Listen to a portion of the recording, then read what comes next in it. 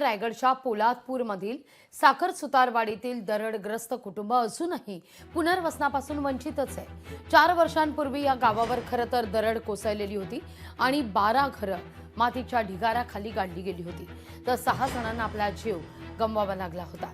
यानंतर गावातील सर्व कुटुंबांचं पुनर्वसन करण्याचा निर्णय हा सरकारने घेतलाय। 44 कुटुंबांना घरं बांधून देण्याकरता भूसंपादन करण्यात आलंय, पण 4 वर्षात घराची एक वीटही उभी राहिलेली नाही। इतर ठिकाणाच्या दरडग्रस्तांचं पुनर्वसन झालं, मग आमचंच का नाही, असा सवाल आता ग्रामस्थांनी उपस्थित केलाय। ज्यावेळी दुर्घटना घडली त्या टायमाला माझ्या 2 मुली मयत झाल्या। मिसेस आणि मुलगा पूर्णपणे अपंग आहे आणि आम्ही अजूनपर्यंत भाड्याच्या घरामध्ये राहतो। शासनाने अजूनपर्यंत ह्या पुनर्वसन ठिकाणी एकही वीट लावली नाही। आम्हाला शासनाने या घरांसाठी 2,30,000 रुपये देऊ केलेत, परंतु आम्हाला ग्रामस्थांना ते नामंजूर आहे, कारण 2,30,000 मध्ये घरं होत नाहीत। आम्ही सुद्धा सुतार आहोत, आम्हाला सगळ्या गोष्टीची माहिती आहे।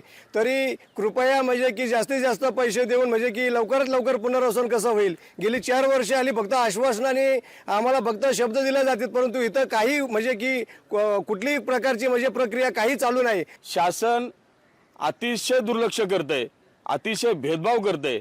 कारण एकाच दिवशी घडलेल्या घटना, साखर सुतारवाडी असेल, पोलादपूरमधली किंवा महाडमधले तळीये गाव असेल, त्या ठिकाणी मात्र पुनर्वसन होतंय। 20 लाखाची घरं त्या ठिकाणी शासन निर्माण करून देते आणि या सुतारकाम करणाऱ्या, रोजीरोटी हातावरती कमवून पोट भरणाऱ्या लोकांसाठी शासन का दुर्लक्ष करतंय? लोकशाही मराठी ऐका, पहा, जागरूक रहा।